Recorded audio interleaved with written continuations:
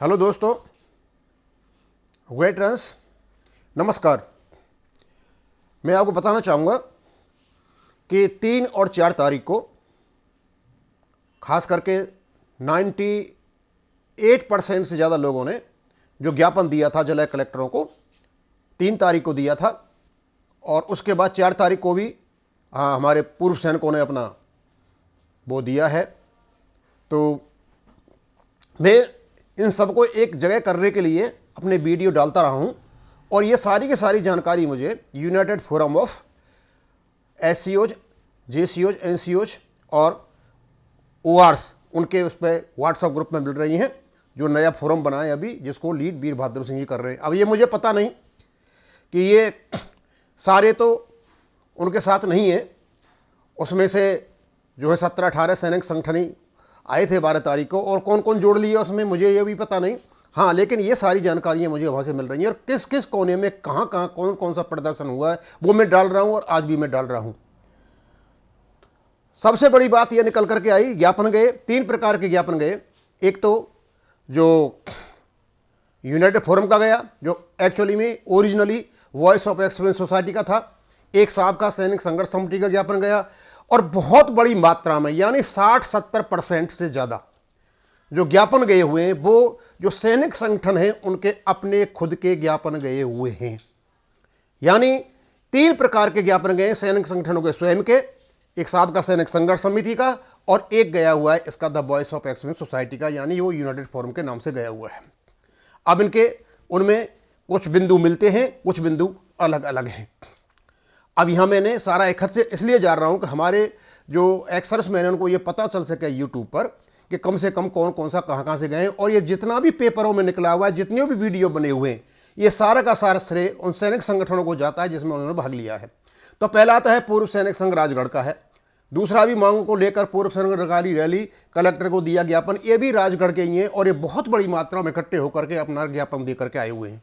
नीचे बहुत बड़ा ये राजपाल एस लिखा है, यानी नंबर भी लिखा हुआ है, और इन्होंने भी अपना जो ज्ञापन है वहां दिया है और बहुत बड़ी मात्रा में लोग यहां पर निकले हुए हैं। फिर उसके बाद एक वीडियो और है जो बहुत बड़ी मात्रा में दूर तक सैनिक संगठन दिखाई दे रहे हैं, और दूसरे सुधीर साहब भी हैं और प्रेम भी हैं, पूरा नाम नहीं है यहाँ पर, मोबाइल नंबर दे रखा है।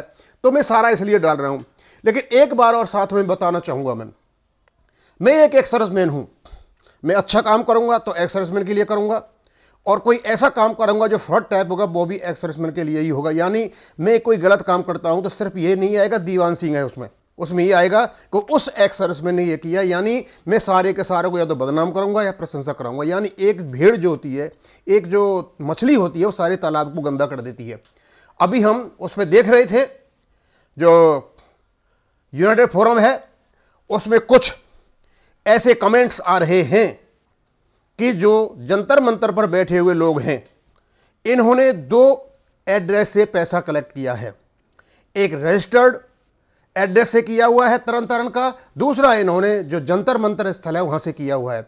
20-2 की पर्ची जो इनकी कटी हुई है, कम मात्रा की है, वो कटी हुई है इनकी तरन तारण की रजिस्टर्ड एड्रेस की। उसके बाद जो पर्ची कटी है बड़े बड़े अमाउंट की, वो कटी हुई है जंतर मंतर स्थल की। अब ये समझ में पता नहीं आता, उसका हम अध्ययन कर रहे हैं, और हमारे एक्स सर्विसमैन ने वो डाला भी है कि भाई ये कैसे हो सकता है, ये तो एक प्रकार का फ्रॉड है, इसकी इंक्वायरी होनी चाहिए।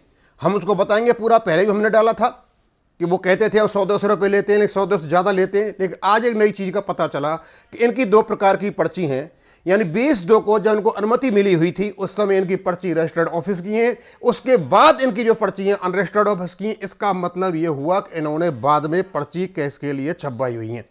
इसका पूर्ण अध्ययन करने के बाद हम बताएंगे, और यदि उसकी इंक्वायरी होती है और कोई ऐसी बात आती है तो स्वाभाविक सी बात है कि सारे के सारे एक्स सर्विसमैन इसमें बदनाम होंगे। और दूसरा 9 तारीख को ये फोरम जो बनाने जा रहे हैं और जो भी सैनिक संगठन इसमें साथ होने जा रहे हैं उनसे हम अनुरोध करते हैं कि इनसे पहले पूरा पैसे का हिसाब लिया जाए कि तुम्हारा पैसा कितना हुआ है, और पूरा पैसा लेने के बाद आप लोगों ने अकाउंट में जमा किया है या नहीं किया है। क्योंकि किसी भी व्यक्ति को, किसी भी सैनिक को, कभी भी पूर्व सैनिक को एक पब्लिक स्थान पर बैठ करके कैश कलेक्ट करने का अधिकार नहीं है। अब मैं तो मेरा मेन मकसद यही था कि मैं बताऊंगा आपको कि पूरे देशों में और पूरे देश में कहाँ कहाँ वो हो रहे हैं, ये मुझे वहीं से मिला था यूनाइटेड फोरम से। अब मैं ये क्लेम नहीं करता कि भाई यूनाइटेड फोरम के ही लोग हैं सारे, ये मैं ये भी नहीं करता, मैं ये मान के चलता हूं ये सारे पूर्व सैनिक हैं।